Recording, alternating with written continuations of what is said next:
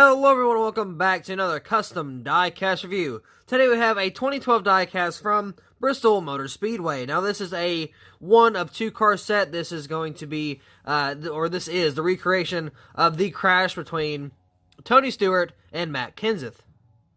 Now again, this was the Bristol night race back in 2012. Denny Hamlin ended up winning that race. If you want to go see that custom diecast review that I made and did a review on, link in the description, along with the standard diecast review for this diecast right here.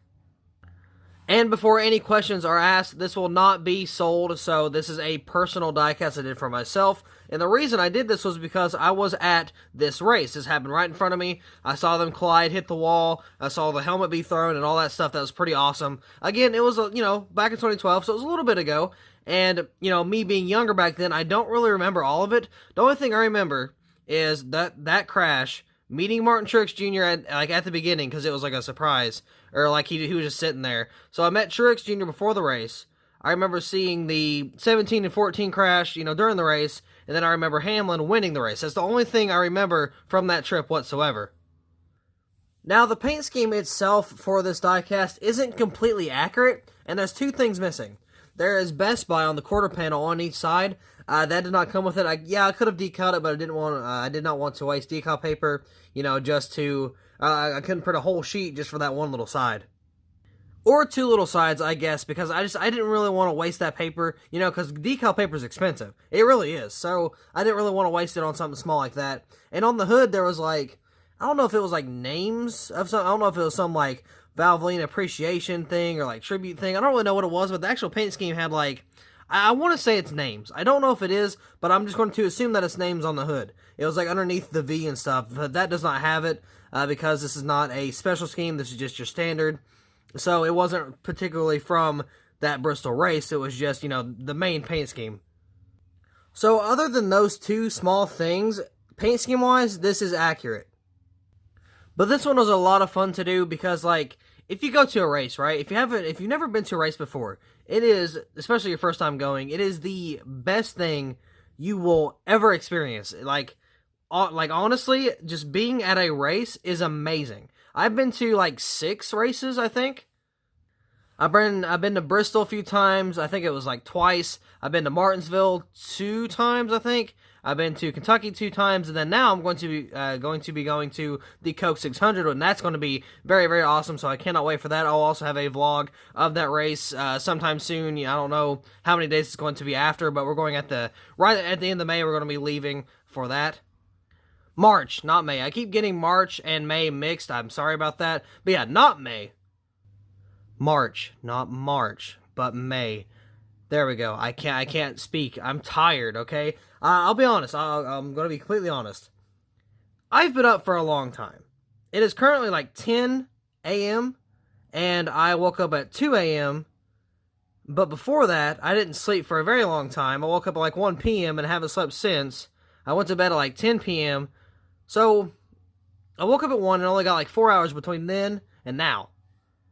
So yeah, I'm just a little drained, but we're getting there. We're going to get these diecast reviews edited, uploaded, then I'm probably going to take a nap before I go on my walk, because I go on a daily walk. And yeah, we're going to get that uploaded for you guys. So do not worry about that. I promise we will get these uploads out. The next one we're going to be reviewing is going to be the Austin Dillon Wave 8 Bass Pro Shop, so look out for that later on down the road. And we will have a diecast haul coming out today too, so also stay in tune for that. But anyway, let's go ahead and get into this diecast review.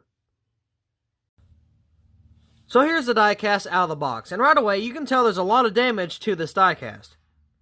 And to be fair, for good reason, they crashed, both Tony Stewart and Matt Kenseth.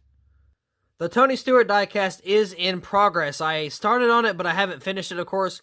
So I finished the Matt Kenseth, and I finished the Denny Hamlin, but I have not finished the Tony Stewart just yet. It's still on the table. It's definitely going to be made. It's just gotta, it's going to take me a little bit. I've got a whole lot of customs I need to do, and I put up on eBay before I go to the Coke 600, so it might be a while before I can get to it, but I promise you it will be made. So let's go ahead and take a look at the diecast. So right here on the hood, got Valvoline right there, if I can get some better light and focus, if that'll focus for me. Come on. There we go. So we got a big piece of tape right here, and it's just duct tape. I was going to do electrical tape, but I'm like, you know what? I'm going to try duct tape, see how it works. So the duct tape actually works a whole lot better. Like, it sticks better, and it's not as thick. It's a little more thin, and it sticks a lot, you know, a lot more well, because it's got that, it's like super sticky on the bottom, because, like, you know, electrical tape is electrical tape. Yeah, it's going to be sticky. It's going to stick to stuff, but this right here, I don't know, something about the black duct tape is just, it's very, very, like, gripful. Like you can barely get it off if you get it on anything at all. But during the crash, the hood popped up right there, so they had to put some tape on it to keep that down. Here is the windshield, and you can see through the windshield, we got a little bit of the interior right there for the dashboard. Not a lot, you know, just a little bit. Got the 17 up here on the roof, and it's got a big 17 right there in the square, so it takes up all the space. There is no sponsor behind it, and I do like that. Looks very, very nice. Right here on the deck lid, there is, well, absolutely nothing. There's nothing on the deck lid. There wasn't anything on the deck lid in the race, and if there was, I would have put something there, honestly. So, right here on the back, we got, let's see, NextGen Ford Valvoline, or Valvoline NextGen, because you could say. Got the taillights back here, got the Ford, got these tailpipes back here, got a black spoiler back here. Got a little bit of race wear back here, not a lot. Well, no, I guess it's a little more than just a little bit. So we got all this, like, I don't know what happened here, but those are just donut marks. But right here, this little, like, black spot, I don't know what that is. I don't know where that came from. I mean, I know it's, like, the crash and stuff, but I'm assuming it came from Stewart somehow. I don't know, but we got this rubbed up wheel right here. It's all faded looking, so that's, we got that detail there. NextGen Valvoline NextGen right there again. Mac, I can't tell what those are because, you know, it's covered up. I got a little bit of a donut mark right there on the 17, or on the 7, really. But the 17 right there on the side. On the B-post, we have Ford and Valvoline. Right there, we have Matt Kenseth, and then we got the black roof rails. Looks very, very nice. Over here to the contigs, we got Sprint Cup Series Autometer, Mechanics Wear USG, DirecTV, I almost said Dr. TV, that makes no sense. DirecTV, Jags 3M, Holly, and of course NASCAR Race Car. It's a little bit blurry because these diecasts are older, and, you know, quality has come a long way ever since, you know, well, okay.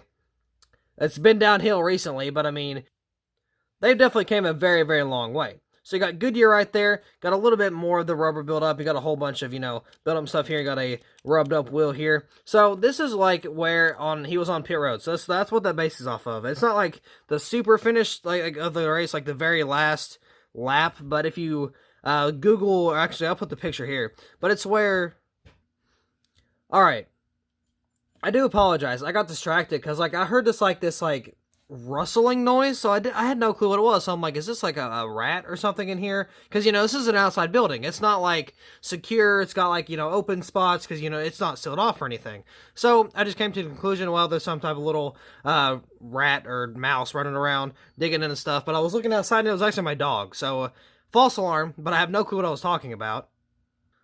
Last thing I remember saying was the picture of pit road with Tony Stewart and Matt Kenseth. This is based off that picture, and, you know, of course, a little bit of reference pictures before that. But I'm going to show that right here, right now, so you can go ahead and see that.